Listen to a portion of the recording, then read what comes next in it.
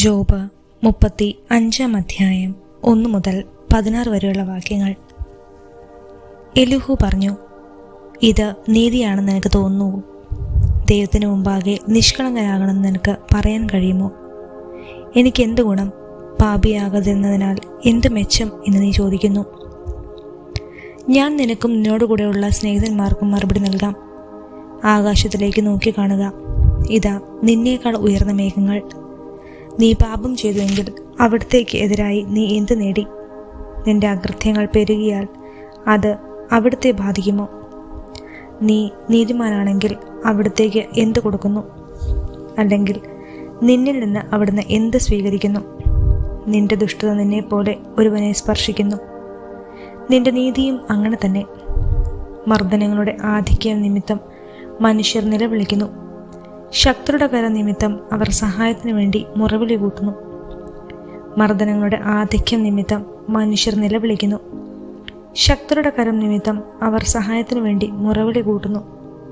എന്നാൽ രാത്രിയിൽ ആനന്ദഗീതങ്ങൾ പകരുന്നവനും മൃഗങ്ങളെക്കാൾ ബുദ്ധിയും ആകാശപ്പറവുകളേക്കാൾ അറിവും നൽകുന്നവനുമായ എൻ്റെ സൃഷ്ടാവായ ദൈവം എവിടെയെന്ന് ആരും ചോദിക്കുന്നില്ല. അവിടെ അവർ നിലവിളിക്കുന്നു.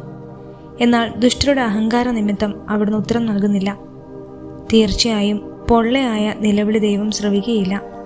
സർവശക്തൻ അത് പരിഗണിക്കുകയുമില്ല. നീ അവിടുത്തെ കാണുന്നില്ലെന്നും നിന്റെ പരാതികൾ അവിടുത്തെ മുമ്പിലാണെന്നും നീ അവിടുത്തെ കാത്തിരിക്കുകയാണെന്നും പറയുമ്പോൾ ആ പരിഗണന കുറവായിരിക്കും. ഇപ്പോൾ അവിടുത്തെ കോപം ശിക്ഷ നൽകാത്തതുകൊണ്ടും അവിടുന്ന് പാപങ്ങൾ അധികം ശ്രദ്ധിക്കാത്തതുകൊണ്ടും ജോബ് പൊള്ളവാക്കുകൾ ഉതിർക്കുന്നു, അർത്ഥമില്ലാത്ത വാക്കുകൾ ചൊരിയുന്നു. ജോബ് 36 അധ്യായം 1 മുതൽ 33 വരെയുള്ള വാക്യങ്ങൾ. എലീഹു തുടർന്നു, എന്നോട് അല്പം ക്ഷമിക്കുക, ഞാൻ വ്യക്തമാക്കാം. ദൈവത്തിനു വേണ്ടി എനിക്ക് ഇനിയും പറയാനുണ്ട്. എൻ്റെ വാദത്തിന് വിശാലമായ അടിസ്ഥാനമുണ്ട്. എൻ്റെ സൃഷ്ടാവിൻ്റെ നീതി ഞാൻ സമർത്ഥിക്കും. എൻ്റെ വാക്ക് വ്യാജമല്ല. ജ്ഞാനത്തിൽ തികഞ്ഞവൻ നിന്റെ മുമ്പിൽ നിൽക്കുന്നു. ദൈവം ശക്തനാണ്, അവിടുന്ന് ആരെയും വെറുക്കുന്നില്ല. ശക്തിയിലും ജ്ഞാനത്തിലും അവിടുന്ന് പ്രഗത്ഭൻ തന്നെ. ദുഷ്ടനെ അവിടുന്ന് വകവരുത്തുന്നു, ദുഃഖരുടെ അവകാശം സംരക്ഷിക്കുകയും ചെയ്യുന്നു. അവിടുന്ന് നീതിമാന്മാരിൽ നിന്ന് തൻ്റെ കടാക്ഷം പിൻവലിക്കുന്നില്ല. അവരെ രാജാക്കന്മാരുടെ കൂടെ എന്നേക്കും സിംഹാസനത്തിരുത്തുന്നു. അവർക്ക് മഹത്വം നൽകുന്നു. അവർ ചങ്ങലകളാൽ ബന്ധിക്കപ്പെടുകയും പീഡാപാശങ്ങളാൽ കുടുങ്ങുകയും ചെയ്യുമ്പോൾ അവിടുന്ന് അവരുടെ പ്രവൃത്തികളും അഹങ്കാര നിമിത്തമുണ്ടായ പാപങ്ങളും അവർക്ക് വെളിപ്പെടുത്തുന്നു. അവിടുന്ന് പ്രബോധത്തിന് അവരുടെ ചെവി തുറക്കുകയും അകൃത്യങ്ങളിൽ നിന്ന് പിന്തിരിയാൻ അവരോട് കൽപ്പിക്കുകയും ചെയ്യുന്നു. അവർ അത് ശ്രവിക്കുകയും അവിടുത്തെ ശുശ്രൂഷിക്കുകയും ചെയ്താൽ അവരുടെ ദിനങ്ങൾ ഐശ്വര്യത്തിലും വത്സരങ്ങൾ ആനന്ദത്തിലും പൂർത്തിയാകും.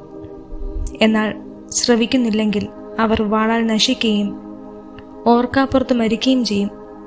അധർമ്മികളിൽ നിന്ന് കോപം ഒഴിയുന്നില്ല. അവിടുന്ന് ബന്ധിക്കുമ്പോൾ അവർ സഹായത്തിനു വേണ്ടി നിലവിളിക്കുന്നില്ല. അവർ യൗവനത്തിൽ തന്നെ മരിക്കുകയും അവരുടെ ജീവിതം അപമാനത്തിൽ കലാശിക്കുകയും ചെയ്യുന്നു.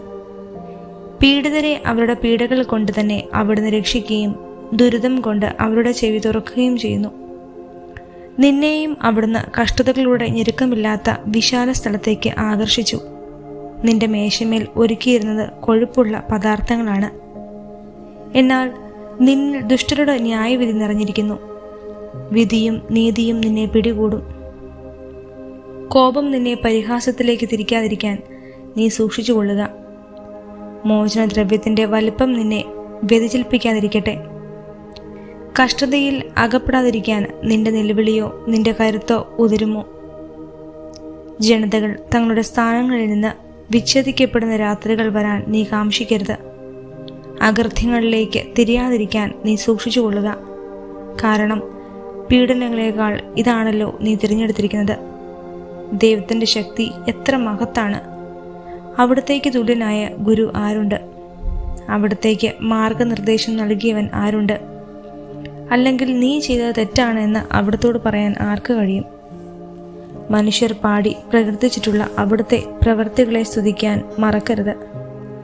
എല്ലാവരും അത് നോക്കി നിന്നിട്ടുണ്ട്. ദൂരെ നിന്ന് കാണാനേ മനുഷ്യന് കഴിയൂ. നമുക്ക് ഗ്രഹിക്കാനാവാത്ത വിധം ദൈവം മഹോന്നതനാണ്. അവിടുത്തെ മത്സരങ്ങൾ തിട്ടപ്പെടുത്താനാവില്ല. അവിടുന്ന് നീർത്തുള്ളി വലിച്ചെടുക്കുന്നു. അവിടുന്ന് മൂടൽ മഞ്ഞിൽ നിന്ന് മഴ പൊഴിക്കുന്നു. ആകാശം അത് വർഷിക്കുകയും മനുഷ്യന്റെ മേൽ സമൃദ്ധമായി ചൊരിയുകയും ചെയ്യുന്നു.